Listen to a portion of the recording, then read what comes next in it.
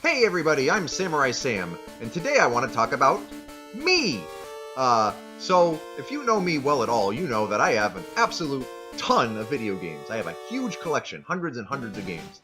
And I think it's about time that I made some kind of video talking about how did I get here? How do I go from being a kid who just happens to really like Nintendo to this? Just tons of video games, basically like an interactive museum in this room right here. I thought it'd be fun, because I have a lot to say, I guess. I'm almost 29 years old, I've been gaming for ages, and yeah, I figured why not make a video and kind of share my story. So I'm going to try and make it as brief as possible, kind of skim over all these topics, because boy, I could make this video so long if I wanted to. I might make this a series where I'll do a video on a certain series of video games or a certain time period of my life or whatever, but for now I'm just going to try and skim over the basics, not go into too much detail. If you're interested in hearing me talk about something specific, drop me a line. Probably one person would be enough to make me make a video. So just without further ado, let's start. The first video game console my family ever had was Super Nintendo. Actually, this Super Nintendo right here, the very one I'm holding, it still works last time I checked. 3 set buttons busted though. My dad got this for his birthday in December of 1991. Yes, it wasn't not actually for me, it was for my dad. My dad actually was a casual gamer back then. He played games in arcades like Ms. Pac-Man and Seawolf and Duck Hunt. I was actually only 1 year old, so I wasn't even old enough to play it yet. My parents at that time had decided they didn't want to have cable, which they changed their minds on after not too long, but for that time they needed some kind of entertainment box or something, so they figured Super Nintendo was a good choice, and it was. My dad actually really loved the Super Nintendo, played tons of Super Mario World when he first got it, and for years after that. Yeah, initially it wasn't for me. A couple years later, though, turns out I was a kid who was... let me just say, my parents had a little trouble potty training me. It was kind of a funny thing to admit, but I was a very late potty training kid. Part of the reason for that is because my mom could not get me to sit still. Like, I did not want to sit there on that thing and watch TV. I just kept getting up. I had ants in my pants. Well, I guess my pants were around my ankles, but anyway, the one thing, she finally found the thing that would make me sit down, and it was this, the Super Nintendo, and Super Mario World. And so I started playing Super Mario World. But unlike most 3-year-olds who would just like sit there and mash buttons and just giggle at the screen and see all the pretty colors and just enjoy that, I actually learned how to play Super Mario Brothers at age 3. And I legitimately played the game, and I got good at it, and I was actually kind of a fast learning kid. I was able to read by myself at age 4.5. I was kind of a fast learner at that age. So I think that is part of the reason why. It's just kind of funny because I was late potty training, but super early reading and playing video games. But I actually have a video clip, if you don't believe me, of myself at age 4. I don't know what month it was. I don't remember, but it's a video of me beating a level in the second half of Super Mario World, playing very well. So yeah, I was kind of I don't want to call myself a prodigy, but it was really just that was the spark that kind of made video games into my favorite thing, and it really ever since has never stopped. Video games have always been my favorite thing to do. When I was a kid, that's definitely the thing that I always wanted to do the most during my spare time. And my parents had to set limits. My limit was an hour a day typically, and no games on Sundays. Although my parents weren't super strict, there were often exceptions to the rule, like when I had friends over, when I got something new, or maybe if they just felt like it.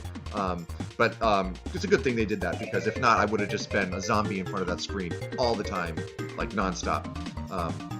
The biggest games I had growing up that we owned in the house were Super Mario World, Link to the Past, an obscure game called Toddlers, Star Wars Empire Strikes Back and later Return of the Jedi, Illusion of Gaia, Secret of Evermore, Yoshi's Island, Super Mario RPG. Those are probably the ones that stand out in my mind the most. We could talk way more about that, but just trying to move along here.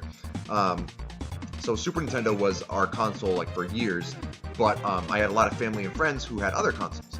Most notably, I had an aunt and uncle and cousins who would babysit me every Saturday, and they had a Sega Genesis, and there was no talk of Genesis does what Nintendo don't in our circles. We just played video games, and we loved video games. And my cousins introduced me to Sonic the Hedgehog, and they had Sonic 1, and Sonic 2, and Sonic Spinball, and frankly, I don't even remember like the ad campaigns back then, and I don't remember a lot of like the 90s video game ads in general, and I think part of that is because my parents tried to like minimize my exposure to ads, which I think was actually really smart. Like they would either change the channel or encourage me to, or like tell me to mute the commercials, or they would do it themselves. So like the commercials wouldn't like leave an impression on me and make me try and talk them into buying them buying me all kinds of stuff that I didn't need. So yeah, there was no console wars among us. We just loved video games, and eventually they got their own Super Nintendo and later Nintendo 64, and that was a big part of my childhood, was playing multiplayer games with them, like Street Fighter, or Mortal Kombat. Yeah, I'm not kidding. Even when I was like 5, 6, 7. No, I don't think I was 5. I would think I was probably more like 6, 7, 8 at that time. But the Killer Instinct, or just like playing single-player games like Mario or Donkey Kong Country and taking turns or whatever. We just loved some wonderful memories with them playing video games. And my knowledge of games actually in the 90s was very limited. Internet at home was not the standard back then, and my family never had it in the 90s at home. So I didn't have that. I never subscribed to any magazines. I hardly ever got to see magazines. So that was a big limit on my exposure. Also, I was a homeschooled kid. And so I wasn't isolated. Went to church. I had a big family. There were neighbors, and there were other homeschoolers who we did stuff with regularly throughout the year, stuff like gym class. So I made friends that way. So it's not like I didn't have any friends, but I guess my friend circle was more limited than most kids. So my video game knowledge was quite limited. Like, but I did have the privilege of being introduced to a few different consoles through people I knew, like what we called regular Nintendo back then, NES, PlayStation. I knew a few different people who had PlayStation. And, you know, I was always very fascinated whenever I saw a new console, new games.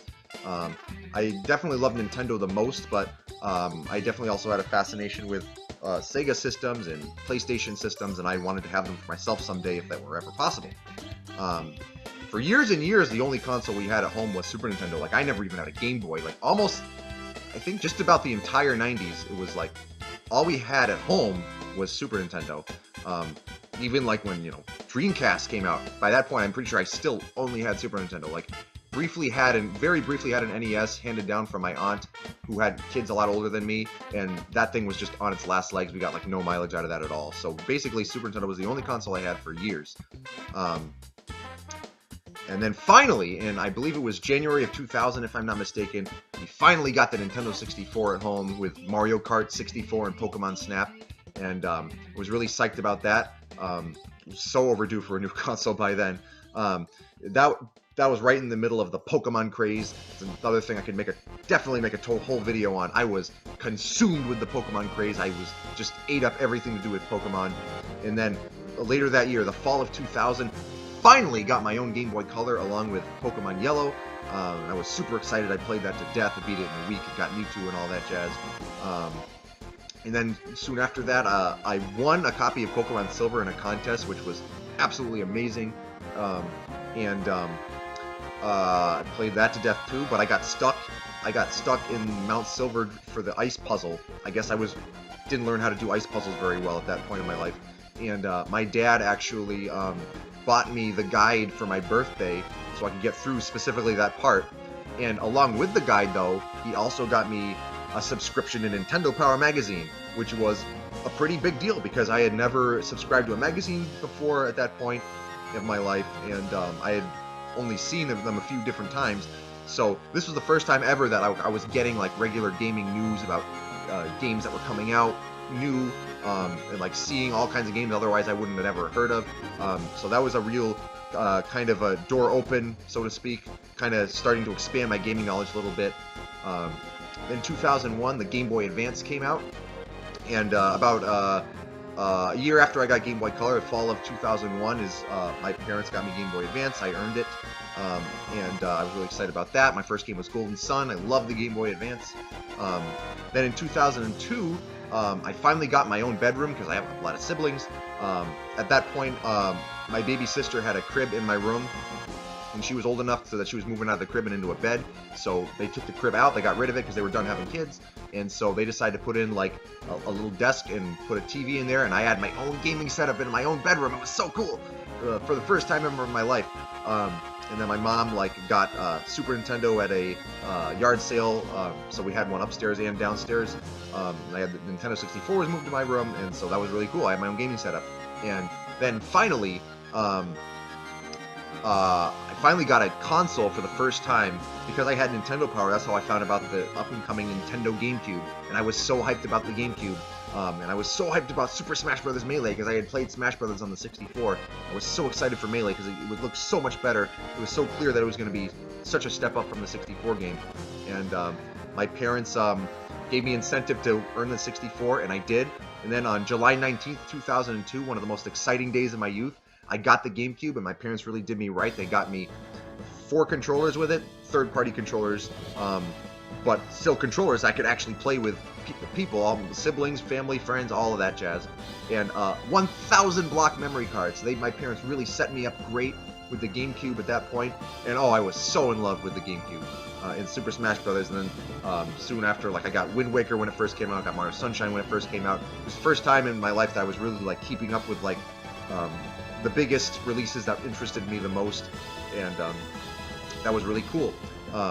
At that point, I still didn't have the internet, so there were things that every now and then I would, like, anytime I would be able to find more gaming knowledge, I ate it right up. Like, my cousins had this code book, just a book filled to the brim of cheat codes for games of different consoles, and I loved that thing. I actually basically stole it from them because I asked if I could borrow it, and then I never gave it back, and they never asked for it back. And I still have it to this day. Not kidding. I wonder if they want it back. Probably not. But I would just flip through those pages. I would read about the interesting cheats. I would see titles of games I never heard of, and like there was box art on the bottom of it. You know, I probably should have broken it out and shown you in this video, but again, I do kind of want to keep this video short and simple, but sweet. But I just ate that up. I just loved assimilating video game knowledge. Then around that time also is when I first heard the concept of emulation. Like at a friend's house, I saw them have an emulator on their computer, and that kind of blew my mind. I had no idea anything like that was ever possible. Then in 2003 was kind of when floodgates started to open. In the spring of 2003, we were in a mall one day, and I was at a GameStop store, or it might have been Electronics Boutique or EB Games or something. I don't remember the specific name, but I saw a used PlayStation 1 system. Of course, PS2 was already out at the time, but like I really wanted to play Final Fantasy VII because that was one of my friend's favorite games. And I saw a PS1 for $35. I was like, wait a second, $35 is not a lot of money at all. And so I go up to my dad and I was like, Dad, can I please have permission to buy a PlayStation 1 for $35? And he said, yes. And I was so excited for that. I was finally going to get to experience Final Fantasy VII, and I did that year. I borrowed it from my friend. I had so much fun with it. Then later that year, my mom loves to go to yard sales, picked up more consoles for me. She grabbed a Sega Genesis. I forget if I got a Dreamcast from a yard sale or if I got it from like a GameStop or an EB Games, but I got Dreamcast that year as well. Also got an NES that year, although it was kind of on its last legs and it was basically busted within a year. But then the biggest thing from 2003, possibly, out of all that, in December of that year, my family finally got the internet at home. And boy, that was a huge, huge, huge deal, because then you have access to stuff like GameFAQs at home, all kinds of like message boards to join, and so much more knowledge. Of course, emulation as well. You can download emulators and ROMs and try out games you could only read about before. So that was a really, really big deal. And now, up to that point in my life, my parents always saw gaming as like a childhood thing of mine, something that I would be really into when I was a kid, but something I would kind of grow out of later. They kind of didn't want me investing too much in it. But around that time, when I was like 13 and then 14, I was getting really depressed. I was not in a good place mentally in my life. Video games, my love for video games didn't die though. My parents, to their credit, recognized that. They saw that video games was something I really genuinely enjoyed, and something that I wasn't just going to grow out of. It was really a legitimate long-term hobby. And to their credit, they saw that and they shifted their attitude and their policies toward me. They decided to foster it, to foster my interest in games and my desire to get more games. They gave me a much more generous allowance so I could get games regularly, and it really helped a lot. It made me, I got very happy trying out all kinds of new games, owning more games that I more than like a, kind of what I was dreaming of in the past. So 2004 then, kind of all that continued. So up to 2004, I had never like really thought of the word collector before, but in a way I kind of always was a collector because I rarely ever wanted to get rid of games that I loved. I saw friends like trade in games fairly often. Sometimes they would keep games, like old games, for long term, but I never really got into the whole trading in your old games thing because I love my games. I didn't want to get rid of them. So becoming a collector was kind of the natural progression of things. Then 2004, when I had the internet, it opened up a whole new world. I was able to like make new friends, go to message boards, go to like sites like GameFAQs and IGN, and I like saw this concept of collectors, and I was like, yeah, I want to be that. And so that's really, I marked that as the year where I kind of became a collector in my mind. Although I'll explain more, I kind of became more of a collector the way I am now later, but I'll explain that when I come to it. But yeah, just so I assimilated so much knowledge in 2004. Met people, went to message boards. I managed to acquire a PS2 and an Xbox that year, and then the Sega Saturn that summer, which I had been curious about for a few years after I had seen one at a friend's house. My mom also got me a TurboGrafx 16 from a yard sale that year, which I wound up selling because I've just decided not to go down the TurboGrafx road. I respect it as a console, but I decided it's not for me. But I got to like try it that year and like figure out what it is. Didn't even know that back then. I wound up getting a top-loading NES in 2004 to replace the one that I had gotten the year before that just basically just busted. And then 2004 was also the year that I started import gaming. One of the message boards I went to, someone mentioned that he was an import gamer. I was like, oh, interesting concept. And I started learning about games that were only in Japan that interested me. And I was like, that's really cool. I want to try that. And of course, eBay, that was another big thing about getting the internet, because I had access to eBay. I could suddenly order games that were not sold in stores. That was a big deal. And I grabbed games that I just couldn't find in stores. The game store. I didn't know a whole lot of game stores near me, actually, to be honest. I really didn't know a lot about how to go about game hunting or whatnot. So eBay was a convenient tool for me back then because it was just a very easy way to go look for games, and of course the prices back then aren't anywhere near what they were now. Yeah, 2005, I really continued got into a role with import gaming. I made friends who were also into import gaming, and discovered games that way from what other people were playing and talking about. I went on GameFAQs message boards. I went to like the Super Nintendo message board, the Sega Saturn message board, learned about all these cool obscure games. 2005 was a year where I got into grabbing up PS1 RPGs. What I would do is I would go on GameStop.com and I would use the store locator and see which store closest to me had the game in stock. And my dad was awesome. He would help me go get rare games and like help drive me places that were far away or whatever. Really letting me do what I really wanted to do in that regard. A lot of them were like disc only or in bad condition or whatever. I wound up replacing several of them later, but it was fun to do at the time. Around that time, I got really into Sega Saturn collecting, which I'm really glad I did because some of those prices are just so unreasonable today. Really happy to have snatched those up. I really didn't do a lot of like flea marketing in the 2000s, or like tag sailing or looking at like independent game stores, because I really just, my knowledge was limited, I guess. I don't know why. Like I didn't even think of it. But I didn't have a lot of like real life friends. I didn't really have a real life collector friend like I was blossoming into. I didn't have any real life friends who were into import gaming. So I didn't know like stuff in the area, places to go shop for games. I didn't realize just how great flea markets could be. But that being said, I am pretty happy with a lot of the buys I made back then. Like I said before, I got a bunch of Sega Saturn games, which have gone so far up in price now. I'm so happy to have them now. In 2006, the big thing from that year for me was the Wii. I got so excited for the Wii when they announced that at E3 2006. Got so excited for Super Smash Bros. Brawl. I'm just a huge Smash Bros. Fan. And I had already played Metal Gear at that point, so when they announced Snake, I was so excited about that.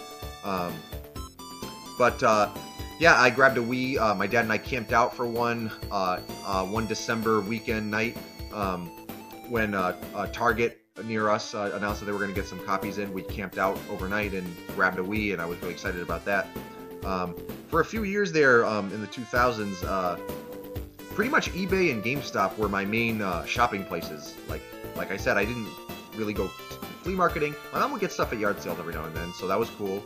But I didn't really know video game stores in my area. I know they existed, but I didn't shop at them that often for some reason. I don't know why. I feel kind of silly about that. But it's all fine now. It all ended up good, as you could see. But yeah, for a few years, I got a lot of, for an average person, I got a lot of games. As far as a collector is concerned, I didn't get a ton of games. I was more quality over quantity, I think, in those days. A lot of quality items, not a lot of like cheap games, unless they like really interested me. But like, you know, I built up a gradual awareness. Like I said, GameFAQs boards. Sometimes people I know would talk about games, and I slowly expanded my knowledge, little by little.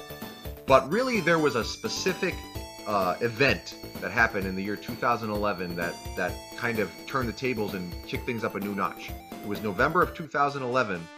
I was at UMass Amherst, killing time between classes, and I saw a Craigslist ad.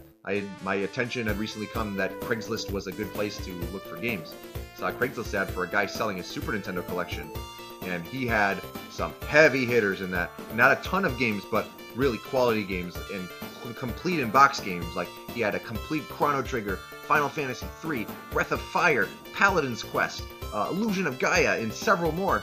And that was so cool. Like, I had already had a few Super Nintendo complete in-box games, but I had kind of like just, you know, grabbed a few here and there and just didn't like really think I wasn't really motivated to put in the effort to get like the really prized ones, even though they weren't nearly as expensive back then as they are now. I also didn't have as much money back then as I do now, but yeah, I probably didn't really think that I was going to have all the complete in-box games that I do now back then.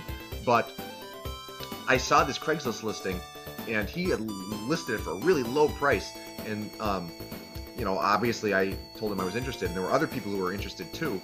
A lot of people, in fact. Some guy told him that they wanted to drive all the way from like another state to grab it, and so we decided to kind of do a bidding war. And so I placed what was then the high bid, but he mentioned that he would sell the whole thing on basically a buy it now for $500.